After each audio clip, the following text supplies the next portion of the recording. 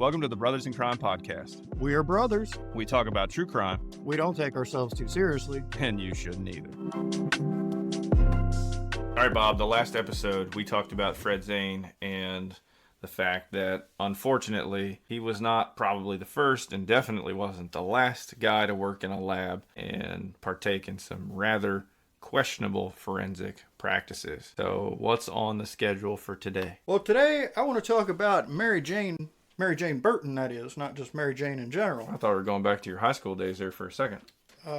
Old Mary Jane, once thought to be a hero, then that's come into some major question. And so I think we're going to just look at that a little bit and see what people are saying. But before we do, as has been our practice lately, we want to shout out some of our great listeners. So, is this your code name? We had a 5-star review by a listener named Ben Fluffy, I think. No, but God bless you, Ben Fluffy. Thanks for subscribing and thanks for leaving a 5-star review there on the old Apple. We appreciate it. And that's, you gave us an idea for Bob's new nickname. Although I guess if maybe you're B Fluffy instead of Ben Fluffy. It could be. It is Fluffy. Anyway, Mary Jane, what state are we in? Are we in California right now? No, this is in Virginia. And why does that name sound familiar, by the way? Well, because we talked about her recently in the finding of actual innocence for Mr. Marvin Grimm, who, didn't we say after 45 years in prison for a crime he didn't commit, he was the longest serving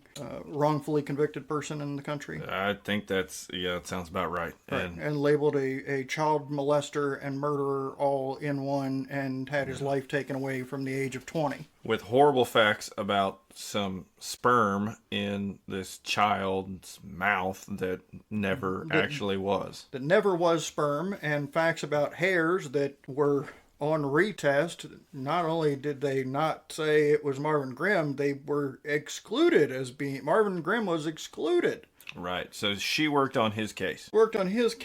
She worked in the 70s and 80s. She worked on about 10,000 cases. Wow. In the state of Virginia. Wow. And some things had happened. I'm not getting too deep in the weeds here. If you want to get in the weeds, go listen to Admissible Shreds of Evidence, which gets real deep into it. And this podcast is actually the folks that really uncovered this. Because originally, what had happened was Mary Jane had this unusual habit of every time she would test some biological evidence, she'd keep a little snippet of it and tape it there on the file, keep it in the file. Wait a second. So you telling me like Mary Jane was a scrapbooker, but instead of, like pictures and cute little newspaper clippings or whatever, she was just like, let me take a little bit of so-and-so's skin or hair and I'll just tape it into my book? Pretty much, yep. It could be a little clipping off of something that had blood on it, and taped right next to it might be the tip of the swab that had been used, which, okay, in hindsight, there's a couple of different hindsights here. The first one being after DNA technology advanced and Mary Jane is, out of the field, they were able to go back to her files because they knew she had kept these clippings. Well, it depends. The people that worked with her knew she was doing it. The people at the lab knew she was doing it. But then there's another source that says they went to look for something on a particular case and found these clippings and said, oh, let's look at her other files. Anyway, they were able to, I don't want to say it was instant because nothing with you lawyers is instant, but it didn't take them long to end up using the evidence she had saved to exonerate 13 wrongfully convicted people. So you think that's good, right? That's really good. Well, the folks from Admissible did a little bit of digging and found out that there was a whole lot of not good going on. And worse yet, it seems like everybody knew about it. So that's why this one article that I saw that you kind of put in our workspace, the headline said, Virginia crime lab scientist who was hailed as a hero faces allegations of altering evidence. Bum, bum, bum. Pretty much. So let's just pick one little spot here. In 2015, and this is just wild. In 2015, the FBI figures out that a lot of its examiners are overstating hair comparison. Uh-oh. They go, yeah, this methods we're using, yeah, this is not so good. So they reach out to the state labs, because, by the way, a lot of these state forensic people have been trained by the FBI. So they reach out to a lot of these state labs and say, hey, y'all need to review your people's work and see if this is on the up and up. Because we found out, our FBI people, not so much. They're not doing it the right way. And you remember, and we've talked about this debacle before of this microscopic hair analysis being absolutely insane and unreliable and all that. But what you've got, what you've got in Virginia, so Virginia at least knew about it in 2015, and they're not retesting everything that involved microscopic hair, even though we can now, with mitochondrial DNA testing, test those hair even if they don't have their roots. But what they're doing is they're only alerting the people if a case had an expert overstate the significance of their hair analysis. So I don't know who's making that determination. Who's going through and reading every case that involved Mary Jane, saying, was there hair, was it talked about it, and then whose opinion is it, did she overstate it? I don't know. Yeah, that's lame. I don't like that. So at the point of the article I read, there had been 23 notifications had been made to defendants based on reading 49 transcripts. So there's a couple of things there. 10,000 cases she was involved in. They've read the transcripts of 49, but then which is a very small number, but out of that 49, almost half. Apparently they found that the hair evidence was overstated. Well, and what if she worked on a case where, for whatever reason, there wasn't anything to put in her scrapbook, but her work was still subpar? That's concerning. 10,000 cases, that's a lot of cases. Yeah, it really is. I mean, that's a whole lot to go through. Apparently, just reading in one of the articles that you had here, I see that her scrapbook, it says that it wasn't really about, preserving the evidence. It was actually about selling her test results to juries when she testified using a well-practiced show-and-tell routine. So it sounds like the whole point of this little thing, that she would keep that stuff, was in a way to kind of bolster that she had, I found a sperm, and then she holds up the book with a slide with some white gooey stuff on it, and it's like, oh well, there it is, that's it, she found it. She's the witness that shows up with the smoking gun, basically. Right, she's a freaking, like, this is an episode of Perry Mason or something. It's kind of crazy. It reminds me, usually say something like, it was disturbing as, yeah, that's what it reminds me of. I think one of the most interesting things out of this is that one of the past lab directors there, Peter Marone, he knew that their lab couldn't be nationally accredited as long as Burton was still on the staff. Oh my gosh. Wow. So what's going on here is not cool, to the extent that we're never going to get our accreditation as long as we got her around. Then why are you still doing it? That's crazy. And my understanding is it wasn't like they forced her out or they kind of helped her find her way out or anything. They just let her stay there till she retired. Pretty much. And she just kind of, left in 88. The circumstances of that aren't immediately clear, but it wasn't a big scandal, because even after, well after her death, the main talking point was, oh, it's great that she kept all this stuff. It wasn't so great that she kept all this stuff. I mean, sure, that's why Marvin Grimm got out of prison 45 years after he was wrongfully convicted using her junk science. I guess if you look at it that way. And that is the problem, is that there was a lot of bad science and bad practice that went into putting these people away in the first place. So it's great that they got out, but you could have kept them out of there in the first place. And while we're talking about this in Grimm, I think about, and we're working on a future episode on this, but CH's family, right? We talked about his family. You think about that case, Marvin Grimm was wrongfully imprisoned, and when that happened, guess what? The police stopped trying to figure out who actually did it. So here we are 49 years later. Yeah, 50 years later, and now you're going to try to figure it out, and you need to, because they should work on every case until they solve it. But how much easier would it be to figure that case out if you're actually investigating it close in time versus half a century later. Right. As defense attorneys like to say, because they like to delay cases, witnesses die, memories fade, Yeah. evidence gets lost. Right. It's if you're a criminal, time is your friend. Yeah, I mean, even if you assumed that whoever did that to CH was, let's just say they were 18 at the time, which I have no idea, but we'll just use that. That means they're 68 now. Right, if they're still alive. If they're not dead. And if it was a 40-year-old, then they're most likely gone. Right. So there was this dude that Robert Scanlon, that he ended up going to work with Mary Jane in 1982, and so when he got there was no procedure manual. Lab notes were usually slim to none, incomplete, wouldn't pass today's standards at all, and that some of the things that Mary Jane did, like taping the evidence to her lab paperwork, they were known even then to be problematic. And I mean, that kind of makes sense. If you're going to have all these files, notebooks, whatever they are, I don't know, and you're just sort of taping these samples onto it.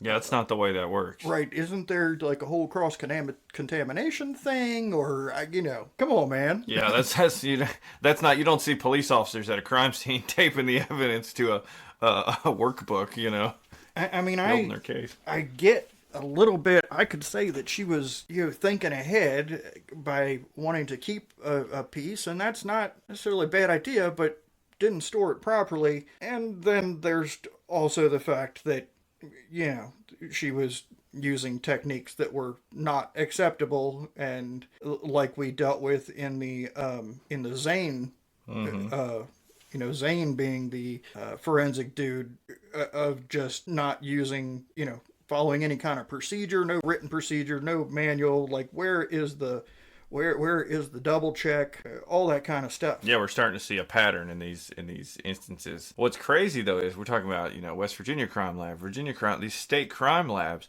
that process, like you said, did you say 10,000 cases that she was involved in? 10,000. So, yeah. I mean, this is not, think about all the people that potentially affects. I mean, that's a widespread, just a crazy, it's hard for me to wrap my mind around. Well, apparently the stuff remains, everything, the things that she worked on remain under review, whatever that means. But like I said, it's not that they're going, okay, we need to find every case she worked on and do something or whatever. They're making notifications, and 10,000 cases, they've reviewed 49. And I think, I don't know, maybe about a year or less. So you think, though, too, based on that time frame, a bunch of those defendants are probably dead, or maybe they're not in custody, and so there's not, and I'm not saying this is right, but they're just not going to review those cases, or they're not going to review them to the same level that they are people who are incarcerated. So I bet there's a lot of this that's just getting written off because of the time that's passed and because of circumstances, that there's going to be a lot of misconduct. My guess, this is an opinion, my speculation. There's probably a lot of misconduct and a lot of bad testing and a lot of problems that are never going to get found out from the stuff that this woman did based on the amount of time and everything else that's passed here. You probably know this Peter Neufeld guy. Yeah, I've actually met him. Co-founder of the Innocence Project. Yeah, him and Barry Scheck. So what he had to say on the issue is, quote, "These cases happened 40 and 50 years ago. A lot of these people are going to be dead. They may be dead because they were executed. They may be dead from natural causes. But nevertheless, they may have been wrongfully convicted. Unless you do the testing, if the evidence even still exists, no one's going to know the truth." But the folks of Virginia, like the Forensic Science Board, said, we don't have a mechanism. Well, this isn't the officials in Virginia, but the Forensic Science Board said, we don't have a mechanism under code or law to enforce a request to have the evidence retested. It's simply a request. Mm-hmm. Yeah. And you know how we've talked about this before, how courts are, once there's a conviction, trying to do anything. Undo it. Yeah, for sure. And there's good reasons for that, but that comes back to we need to do better before we even get to that point. Right. Which I want to talk about that a little bit when we get to the end of this, sort of just some overall thoughts that I have about all this. But now, are you about wrapped it up there with your girlfriend, Mary Jane? Yeah, no, I wish I had more details to share, but then we'd end up making this a whole thing. So So you don't like multi-parters. We're already in part 2, and yeah, go check out Admissible for all the details on old Mary Jane. yeah, you're 15 minutes in on Mary Jane, so that's practically an episode. But now we're going to leave Virginia. We're going to head to the Midwest, to a state that I've spent time in and I like. It's pretty cool, especially in Tulsa. We're going to Oklahoma. And before I give you any details about what happened in this particular incident in Oklahoma, I want to give you a list of names. Are you listening, Bob? I'm listening. All right, cool. David Bryson, James Dean, Kathleen Gonzalez, Curtis McCarty, Robert Lee Miller Jr., Jeffrey Todd Pierce, Deborah Sheldon, Johnny Tallbear, Ada Joanne Taylor, Harold Weatherly, Joseph White, and Thomas Winslow. You know what all these people in Oklahoma have in common? I thought you were reading off like a graduation list there for a minute. No, what do they got? Kind of sounded that way. Well, this list comes from the National Registry of Exonerations of defendants who were wrongfully convicted based on misconduct by Joyce, a forensic chemist with the Oklahoma City Police Department. That one woman could have all that power. Am I right? Wow. I mean, that is incredible. This one, when I dug into it, really blew my mind. I'm going to read you a little bit from a lawsuit against, I don't think Miss Gilchrist. Anyway, Joyce. So she got sued by somebody based on this stuff, and the court does a nice job of just kind of giving us a little bit of an overview of sort of the flavor of what was going on here. So this comes from a case in 2011, and outlining what had happened. This case involves Curtis McCarty, one of the names that I just read. It says, in 1986, McCarty was charged in Oklahoma State Court with first-degree murder of 18-year-old Pam Willis. After a jury trial, McCarty was convicted and sentenced to death. McCarty appealed, and the Oklahoma Court of Criminal Appeals reversed. Specifically, that appellate court held that the state deprived McCarty of, quote, a fair an adequate opportunity to have critical hair evidence examined by an independent forensic expert and of an accurate forensic report necessary for intelligent cross-examination. And they also found that Gilchrist had testified beyond the limitations of forensic science when she stated that McCarty was physically present during the murder. Did you catch that? That's, yes. So basically what you can glean from that, well, no, I'll keep going. Hold on. Gilchrist also testified without personal knowledge that the medical examiner had used certain procedures and had found a scalp hair consistent with McCarty's hair in the victim's chest wound. More improper testimony occurred when a police officer described an extrajudicial experiment he conducted. Also, the appellate court held that various instances of prosecutorial misconduct occurred during the trial. The ADA, Barry Albert, improperly criticized Cleveland County District Attorney's Office for recommending that McCarty receive only 5 years upon his entry of a guilty plea on a previous second-degree rape charge. And then during closing argument, there were some other issues and stuff. So anyway, they find that this trial is a disaster, and so they reverse the conviction and order a new trial. McCarty gets retried in 1989 and again gets convicted of first-degree murder and again gets sentenced to death. So what does he do? Take a guess. Takes a plea? No, he appeals. He got, you checked out there for a minute. He got convicted again in his retrial. Oh, okay, gotcha, so sorry. Yeah, it's cool. So he appeals it again. This time, the appellate court affirms the conviction, but reverses the death sentence because of an issue on the jury instruction. So then the case gets sent back down to be resentenced, and he gets sentenced to death for a third time. Third time's a charm. This time on appeal, the appellate court says, yeah, you're good. Go ahead and kill him. McCarty then goes after post-conviction relief, and he's, doing all this stuff. Well then, while this is all kind of happening, after he's essentially losing at this point, right? You can kind of see the trajectory. It's the state gets a couple more chances and they tie up all their loose ends, and they're gonna deep fry him. In 2001, the FBI launched an investigation into Gilchrist's forensic work, and this is going to inject new life into Mr. McCarty's appeals. In that, the court concluded that Gilchrist had fabricated evidence in another case, and Gilchrist was fired. Thankfully, they fired the Oklahoma City Police Department fired her. So then there's cases that talk about all this stuff. As a result, this guy comes back again and is like, "Hey, she got fired for this. Can you not kill me, please?" And this time around, the state's like, "Okay, we can have evidentiary hearing to figure out if let's see what happened here." Then during the evidentiary hearing, the court found that Gilchrist, quote, most likely lost or intentionally destroyed exculpatory or inculpatory evidence, provided flawed laboratory analysis and documentation of her work, gave expert testimony that exceeded the acceptable limits of forensic science, and altered lab reports and handwritten notes to hide her actions. Oh, that's just lovely. Right? Based on these findings, the court in Oklahoma concluded that McCarty didn't receive a fair trial. Shocker. And that was that. And then the appellate court agreed, holding that Gilchrist's actions alone warrant a new trial, and they reversed his conviction. With all that, though, they still wouldn't dismiss the charges against McCarty outright, finding that reasonable minds could differ on the question of his guilt.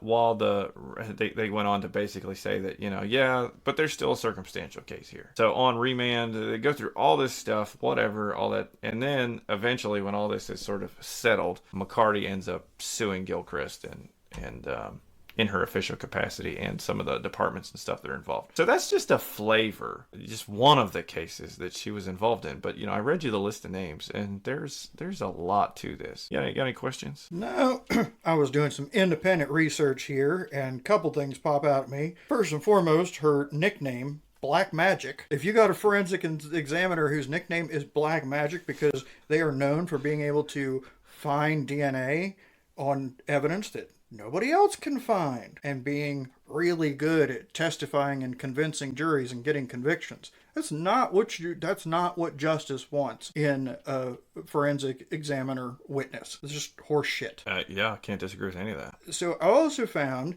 and I don't, maybe but I saw that her evidence was at least partially involved in 23 people being sentenced to death. 12 of them have already been executed. Yeah, how do you undo that? Right. Well, first of all, thousands of cases, what was it, like 3,000 cases, and we're saying that, so have they looked at all 3,000 and figured out that, okay, her evidence was used in 23 of these where the death penalty was ordered, and then obviously of the 23 it'd be pretty easy to see how many have actually been executed. But those guys, that's a done deal for those 12. They've been sent on their final ride. All right, so on that point, let me just say that she was fired in 2001. She died in 2015 as a result of her misconduct. She ended up in civil cases being ordered to pay around $16 million in damages. The state reviewed over 1,500 cases after firing her, and but she was never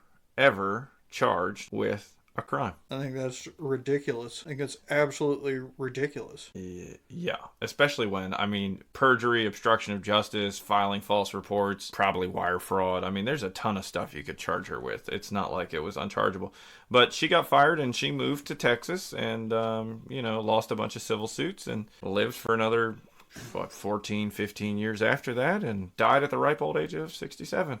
And her claim was that she had done nothing wrong. This was all retaliation for her making a sexual misconduct complaint. Yeah, that was her shtick.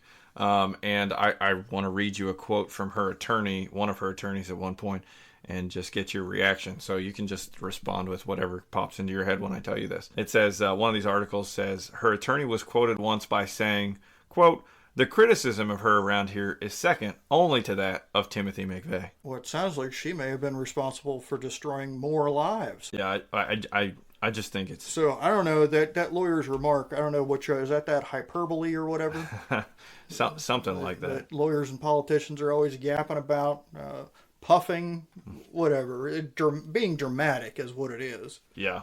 Another fun fact, and I'm not sure if you found this in your independent research, but Gilchrist's terrible forensic, in quotes, work was sort of the inspiration, or whatever you want to call it, for an episode of Law & Order. And I saw that episode of Law & Order years before I knew any of this stuff was real and legit. Law & Order, I don't know about anymore, but they did have a habit of trying to rip stories from the headlines and then turn them into episodes. Yeah. And I remember that episode, just to think that was a possibility was horrifying. Right, you're like, man, glad that doesn't happen in the real world. Oh, and guess what? It sure enough does. It's way worse. Yeah, that episode was titled Myth of Fingerprints, in case you want to look it up and watch it. Well, yeah, and it was about forensic scientists, whatever, forensic lab people, basically believing that the cops had the right guy, and, you know, they just needed a little something to put it over the top, and they weren't hurting anything because they were just making sure the bad guy went to jail. But that's not how this works. Right. Not how it works at all. And as far as Miss Gilchrist's claims of innocence and retaliation and whatnot, I don't think that multiple judges are going to find something was wrong and let people out of prison. Unless there's really something wrong. Right. Yeah. And then multiple juries awarding multiple millions and millions and millions of dollars. Right. You know. Well, now here I got one little last piece before I tie it up here with old Joycey, or Black Magic as she's referred to in some circles. So you may be thinking, well, she's doing all this stuff like Zain, you know, he used his position and just kind of bullied his way, and maybe y'all think less of folks out here in West Virginia, but I promise you it ain't like that. But out here, Oklahoma City, that's a big city, so what the heck's going on? Well, it wasn't like the writing wasn't on the wall, or people just somehow weren't seeing it. Defense lawyers have said that the Gilchrist investigation was long overdue, and that her work had been making people, particularly defense attorneys, had their red flags raised for years. In fact, in January of 1987, again, January 1987, was that 14 years before she's fired? A guy named John Wilson, who was a forensic scientist with the Kansas City Police Crime Lab, filed a complaint about her with the Southwestern Association of Forensic Scientists, and the association declined to take action. Another guy, Jack Dempsey Pointer, is the president of the Oklahoma Criminal Defense Lawyers Association, says his group has been fighting for an investigation almost since the time she went to work at the lab. Wow. He said, quote, "We have been screaming in the wind and nobody has been listening." That seems to be a common theme with a lot of these. Right? Like, It's not like these cases where it's like a crazy shooter and they're like, oh, I would have never imagined he was so nice. And no, the people that are working in the labs, in all of them we've seen, the people in the labs with these scientists are saying, hey, they doing some sketchy shit. Right. And in this case, you got the defense attorneys who, all right, defense attorneys can be dramatic and say, well, gee, how come every time she does the forensics, you find something?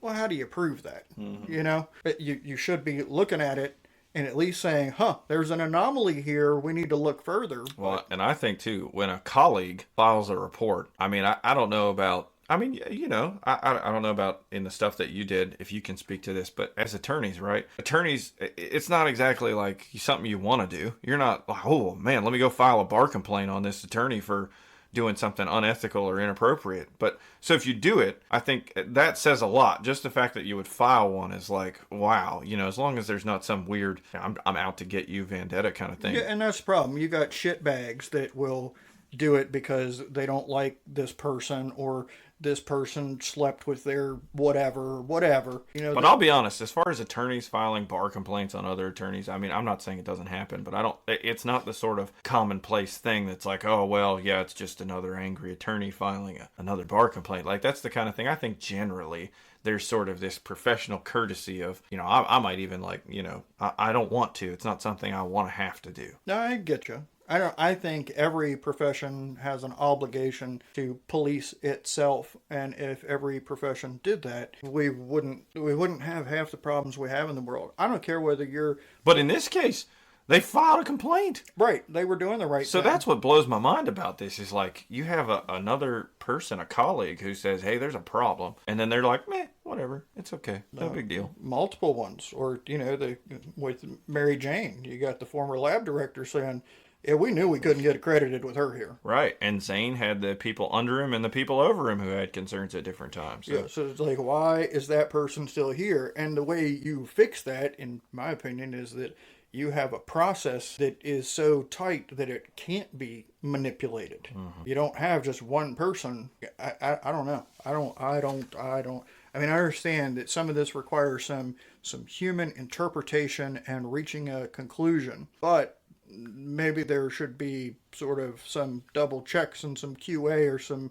3 people. I don't know. Yeah, I think that's great. I want to get to sort of our thoughts on that after, but I mean, are we out of dirtbag forensic people yet, or you still got a couple left?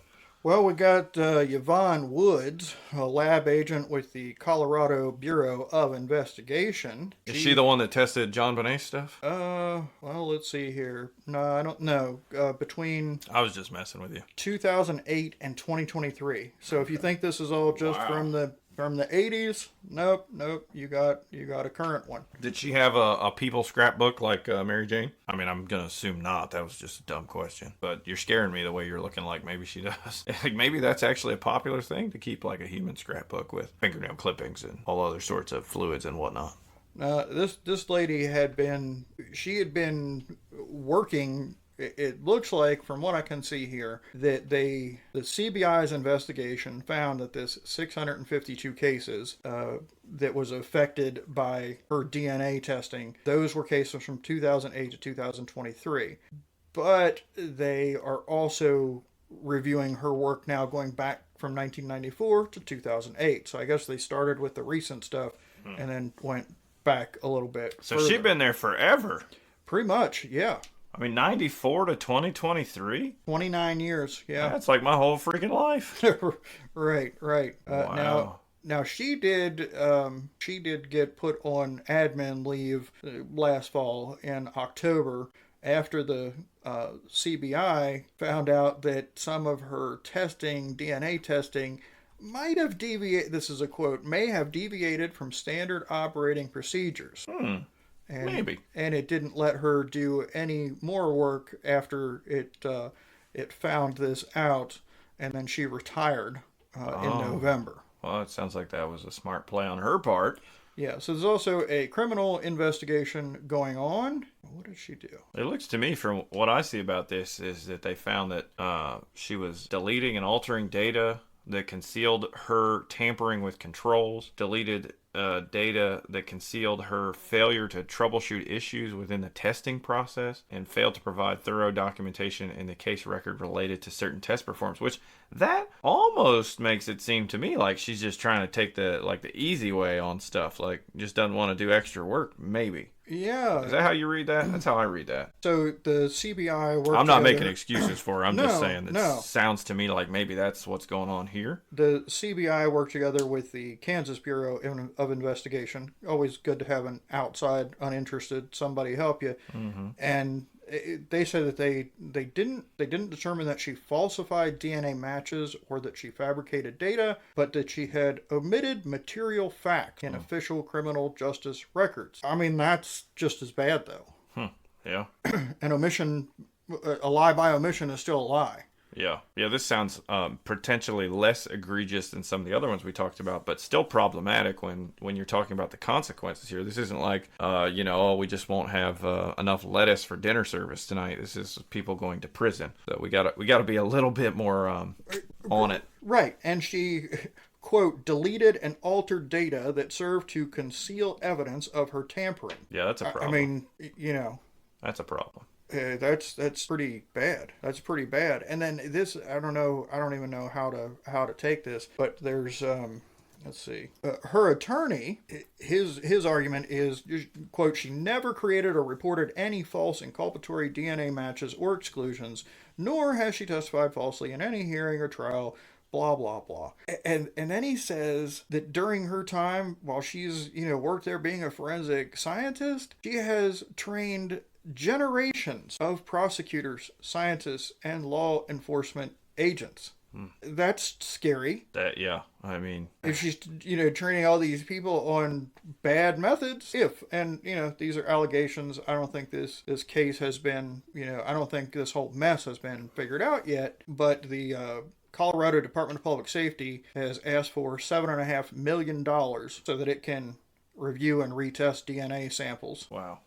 $7.5 million. So I want to ping pong back to the other side of the country now, from Colorado to Massachusetts. And I just want to point out, as I'm making my way there, that we have been in Virginia and Oklahoma and West Virginia and Colorado, and now we're in Massachusetts. So we have covered states all across the country with varying population sizes and offices, police department, resources, all those sorts of things. So just in case you think this is the sort of thing that's isolated to a smaller, more rural state or the big city or whatever, I don't think that's the case. It seems to be the kind of problem that can happen basically anywhere. And as we turn to Massachusetts, the forensic folks that we're going to talk about here might be a bit familiar to you if you have watched the Netflix series How to Fix a Drug Scandal. And I think, Bob, before we started recording, we're talking, and I think you said you started to watch it and maybe fell asleep, which is fair because it's kind of boring. And at least early on, you got to really kind of keep your eyes open to stay into that one, I think. Is that yeah, if you don't blow something up in the first 5 minutes, I'm probably falling asleep. There you are with the bombs again. You know, I was thinking we should do the Unabomber case since you're big into bombs. So he's weird. And honestly, the weird ones, they interest me. I think it's because of the older brother I had growing up. But anyway, so How to Fix a Drug Scandal is this documentary series that looked at a couple of, really, these were like chemist forensic experts and did drug testing, right? And one of them, Sonia Farak, she's a chemist at the State Drug Lab in Amherst, Massachusetts. She was arrested in January 2013 for stealing drugs from her workplace, where she tested evidence collected in drug cases. Oh, okay, that's great. Yeah, and so she was often an expert witness testifying about, testing these drugs and saying, yes, they're drugs. But it came out that she had started using meth, amphetamines, LSD, and other drugs, and she wasn't just using them on her time, she was using them while she was at work. I mean, why not? Yeah, so she would kind of skim them from the substances that she was using for testing, because in case you don't know, you got to have a control to compare to your, you follow me? So right. Chemically, you got to have the real thing, and then you're comparing it to the subject or the thing you're testing to see if it matches. So she was just, a little for me, piece for me, piece for you kind of deal. Right, a little bit on the slide, take a little taste. And then things escalated, and eventually she started stealing cocaine and was manufacturing crack, which she smoked while she was at work. Right on. No, I didn't mean to steal it. I just inhaled real hard and it came up off the slide. Exactly. I mean, it just happens. So you had Farrick, who was doing her thing, and that was, I think I said it, Amherst, right? And then just sort of totally off here, and I'm not, Massachusetts geography is not my strong suit, but in another town somewhere that I've read is across the state, so I would assume it is, at a drug lab in, it's a Hinton drug lab in Boston, there was another woman named Annie Dukin who was there, and actually investigated and convicted of tampering with evidence in a bunch of cases. She was tried for lying about aspects of her work history and claiming to have tested evidence that she never actually tested. So all sorts of problems. It came out that she was manipulating or swaying results of her testing. And yeah, it was just insane. And so even though they're like Barrick, who's just high, can't stop using drugs, and then that questions her work because she's high. She's probably the most productive one there. I mean, if she's doing all the amphetamines and stuff, it kind of makes sense. And then you had Dukin, who is more like these ones that we've already talked about. Equally horrible in totally different ways though, right? So to your point, I don't know what kind of process you put in place to make sure people aren't high at work, but I imagine when you're working in that kind of environment, you probably want some controls to keep that from happening or making sure that it isn't. I don't know. What do you think? I would like to think that there are, I don't really know, but these labs that are testing evidence, there has to be things that can be put in place to prevent this kind of crap from happening. Sure. Yeah. And so I want to focus on Dukin here for a second. So she admitted to making up drug test results and tampering with samples, all this terrible stuff that's just, there's no excuse for it. It's crazy. I don't know why anybody does it, but here you go. And in the process, she sent an unbelievable amount of people to prison based on her testimony. And so there was this undertaking to sort of figure out the cases that she had touched by Massachusetts and the cases that Farrick had touched, and to sort of undo what they had done. So April 18th of 2017, this was 5 years after Dukin had confessed to what she had done, prosecutors in the state of Massachusetts submitted lists of 21,587 tainted cases with flawed convictions that they agreed to throw out. Whoa, 21,000? 21,587. Damn. And that was based on at this review found that she had probably worked on about 24,000 cases, and they threw out 21,587. That's a good day to be a plug in Massachusetts. Oh my gosh. I don't even know what to do with that. But, and you think about it, you might say, well, okay, it's not murder and rape cases. These are just drug cases and blah, blah, blah, blah, blah, whatever. But here's the deal. You get if you catch a charge like this, I mean, there are serious consequences. You have a felony on your record. There's a bunch of jobs you can't get. You can't own a gun. You're going to have issues with, getting a driver's license, financial aid for college. There's all this stuff that is collaterally affected through some of these convictions. And particularly a drug conviction could prevent you from all sorts of resources and things that you would otherwise have access to if you didn't have it. But I told you about the 21,000, but here's the deal. It wasn't, remember, you had Dukin doing her thing over in Boston, but you also had Farrick over there in Amherst. So all in all, in total, they agreed that more than 47,000 cases would be thrown out between the two of them. Holy moly. So to your point, it was indeed a good day to be a plug in Massachusetts. But, this came way after the fact. So these people, by and large, had, served their time, done their thing, whatever. And the bigger problem, I think, that this exposes is just the lack of, who's guarding the hen house, right? Yeah, I mean, you would think there would be checks and balances and controls in place. Again, it shouldn't be that hard when you're dealing with these drugs and this physical stuff of, I don't know, between weighing shit and having cameras and some QA and double checks. I don't freaking get it. Yeah, it's bizarre to me. So I want to talk about a couple of big picture things with this, and I know I'm losing your attention quickly, but some of the things that jump out to me, and I thought maybe you'd ask about it when we talked about Zain, but you might have noticed in some of the things that I was reading from the court, they refer to him as Trooper Zain. It's the state crime lab. It's part of the state police. One of the things that's always kind of been interesting to me is the fact that, science is supposed to be neutral, right? It is what it is. The answer is the answer. Oh, yeah. And prosecutors are only seeking justice, not convictions. My hairy ass. So you're not a big fan of science, or I don't know what just happened there.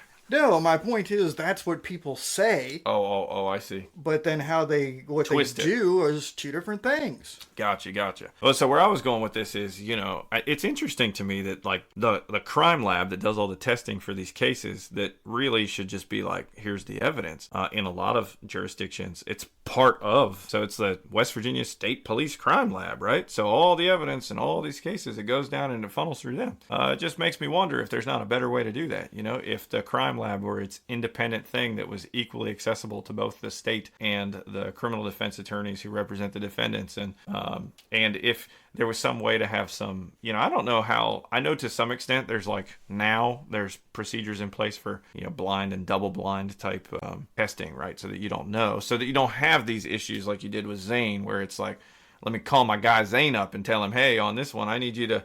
Here's the guy we're looking at. So can you is his DNA on there? And then Zane's like, well, hang on a second. Sure enough, it is. Right. So I think over time, we've built in some things to fix that. But I wonder, could we not go a bit further? Right. The person doing the test, I think with the person doing the test, should probably be limited to, here is this piece of clothing. We need to know if there's anything on it that matches this profile. Not this is the suspect or the victim, or we're going to send you, you're going to get two samples, one from the victim and one from a suspect. And I don't know, there's got to be a way. I don't know what the hell I'm talking about, but yeah, I'm with you on the private lab kind of thing. Well, it doesn't have to be private, but maybe it just shouldn't be under the umbrella of the police department. Maybe it should be under the umbrella of the court system, where at least there's some neutrality there, right? Or at least that there should be neutrality. I've wondered that too about expert witnesses. Yeah. If maybe, forget this, prosecution uses this one and the defense goes and hires this big gun or whatever. Maybe they should just all be in a big old pool. And there's a case and we need an expert medical examiner. We're going to pick the next three on the list. All three of them going to look at the case. All three of them going to come in and testify. And, they tell you what they tell you. Yeah. Now, your defense attorneys that have money will have an absolute fit about that, because they'll say, oh, no, We can't be bothered with those cheap people. My defendant has a right to protect himself with my $1,000 an hour fee, and all the big money we can get a better, and that kind of crap would probably pass. So another thing that I wanted to talk about with this, and this kind of ties into what you're saying with this, bringing in these big guns, these really good witnesses and things like that, is I think as people, and TV's partially kind of responsible for this, but if we're on a jury or something, or we're just watching a trial on court TV or whatever, we have this tendency that once there's an expert who seems believable, right? And obviously if they sound like they have no clue what they're talking about, that's different. But somebody who just sounds, okay, that's believable. They get up there and they, I'm the director of serology at the state crime lab, and okay. And did you test the evidence? Yeah, I test the evidence in this case. Okay. And did you come to a conclusion within a reasonable degree of scientific certainty? Yeah, I did. And well, what's that conclusion? Well, Bob is responsible for murdering so and so because his blood was in the chest wound or whatever nonsense it is. I think we have this tendency to take that kind of evidence, and in some ways we should be able to, and say, well, that's science. So we just kind of abandon everything else and say, well, yeah, the expert with the science said that his DNA's there, so it's got to be that's right. It. And what have we learned from that? Because for years we were using those crappy microscopic hair analysis and convicting people and putting them away under the name of science of this is the defendant's hair. Right. And now we know, okay, no, that not so much. So every jury for that decade or whatever was, okay, it's his hair. Yeah, the scientists said that they looked at it and it's his. Even before that, though, you can go back to one of your favorite things to talk about. Eyewitness testimony. Oh, yeah. I mean, it's horrible. How many people have been, freaking electrocuted or sent to death row or whatever based on somebody who just said, like, that's the guy who did it. And the jury's like, yep, okay, cool. Well, he said who did it. He sounded like he was sure. But as you said, eyewitness testimony is generally one of the least reliable things we have. It is. And what you'll have in those situations, and it's kind of hysterical to watch, is you'll have the really good defense attorney will get up and say that the witness that is testifying that they saw it, the defense attorney will get up and say, you can't believe them, they didn't know what they were seeing, blah, blah, blah. Then they'll put a defense witness on that says, no, it happened like this, and go, he saw it with his own two eyes, and you, like, come on. It's all a game of persuasion, really. But back to your thing about, like, separating the science from the emotion or the team, the defense team, or the prosecution team. Mm-hmm. One of the things, in one of the cases where Woods from Colorado, she had this charges got dropped against this guy. She had let me try that and start all over again. English this time. In one case where the lady from Colorado, I'm going to do that all over again. So in one case that Woods had said that this guy's hair was a match on her, silly microscopic thing. Later, it turned out to totally not be the case. It definitely was not a match. And when Woods was in court, she told the court that it was, quote, a blow to her ego. Now, I'm thinking, okay, so in that regard, if she is accepting that, I was proven wrong, versus saying, no, I was right and your second opinion people are wrong. It sounds to me like when you say a blow to my ego, that you're acknowledging that you made a mistake, at least. That's what that sounds like, is you made a mistake. Mm-hmm.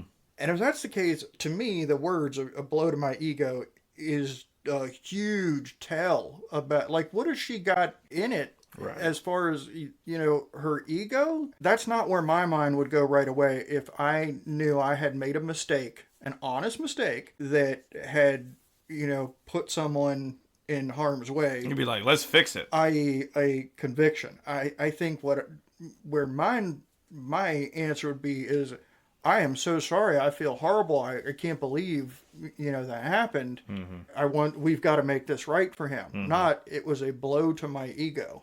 Yeah. So your pride is on getting it right? Apparently not, because there's, hundreds of cases now that are questioned, but your pride is in finding things others can't, because that seems to be a theme here. Hey, cops and prosecutors out there, if you got a forensic person who can find evidence that no one else can, that's a clue. Yeah.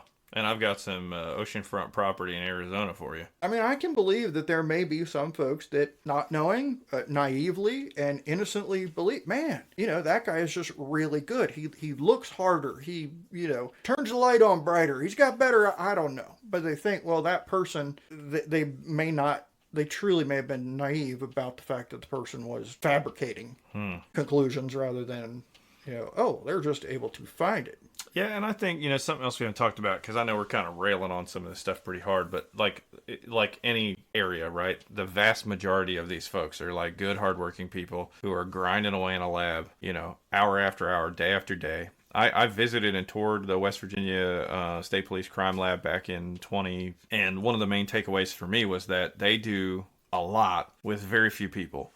There's a backlog of evidence that needed tested. The people were, working their butts off, and the people that I met all seemed like really nice, genuine people. Now, I can't speak to, who knows? I'm not there, and I'm not science-y, so I couldn't tell you if they're doing it right or not. But they were friendly, they seemed nice, and it was clear that they were hard at work, and they were hard at work on a regular basis. Well, I think that is I'd like to believe that about people, that in whatever domain you're in, most of them are well-intended and conscientious, and it's the few that make them all look bad.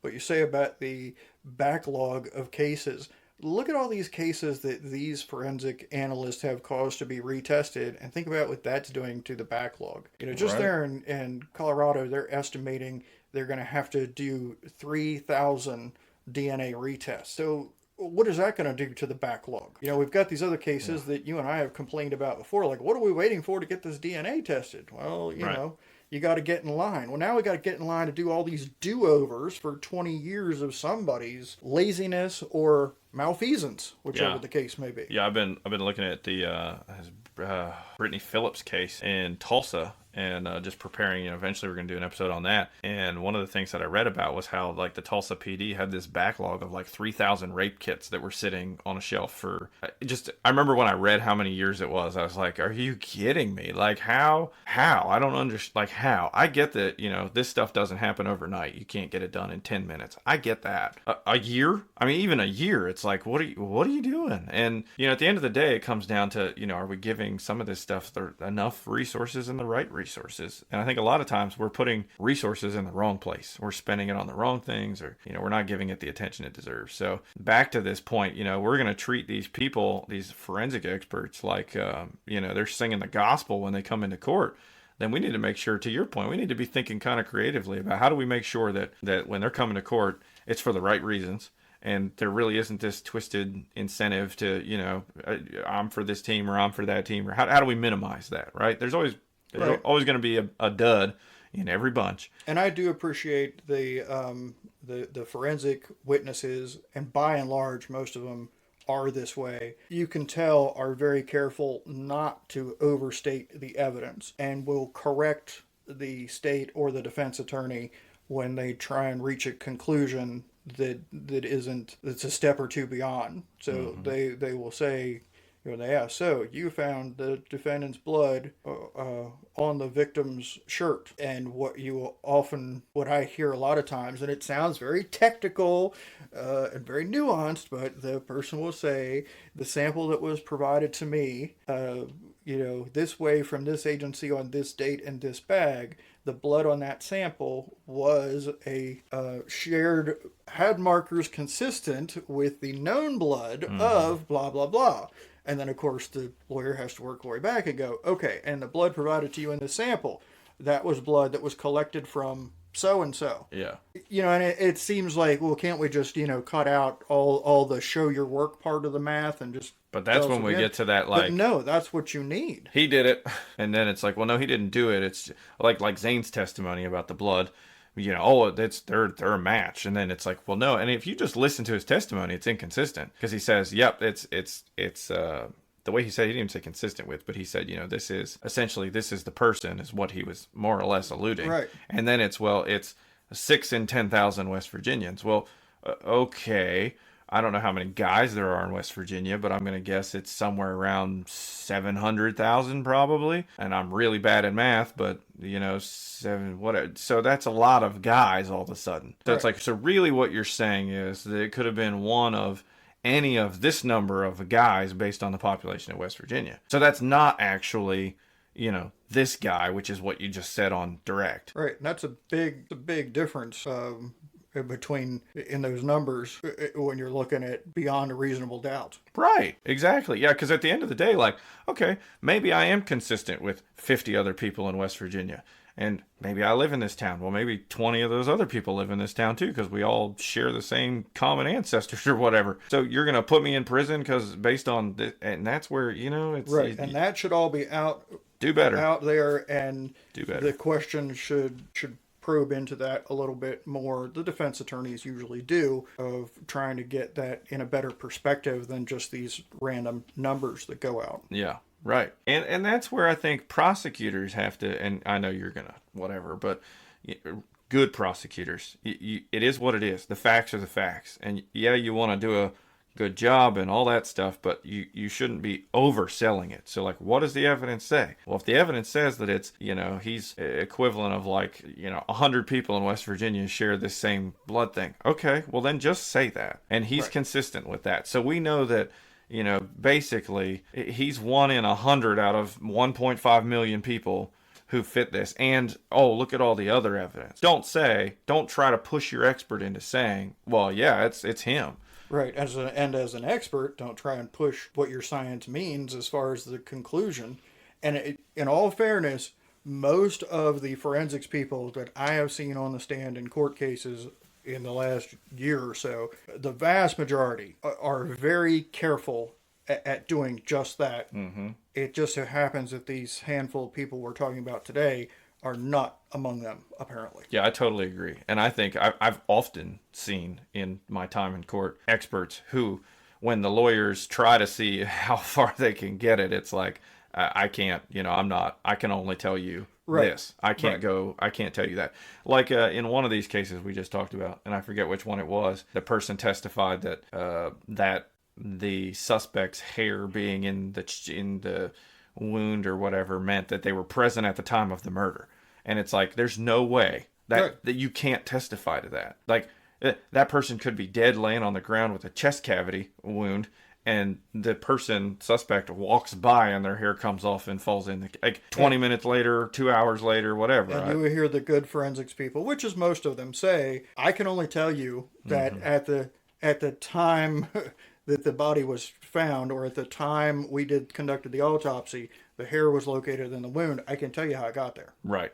Exactly. And I agree with you. 99.9 times, that's the kind of testimony you're going to get. Or they may say there was a root attached to the hair, or there was no root. Right. And they can tell you, so it could mean X, Y, or Z. But I don't like it. I don't want to hear them say, well, I mean, it could have some other way got there.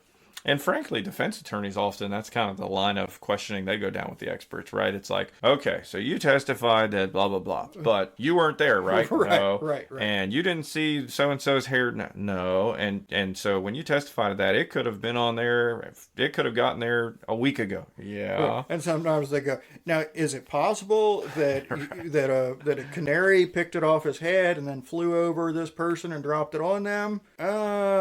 I don't, I guess. It's like you're getting into speculation land. Leave me alone. But, come on. They love to do that.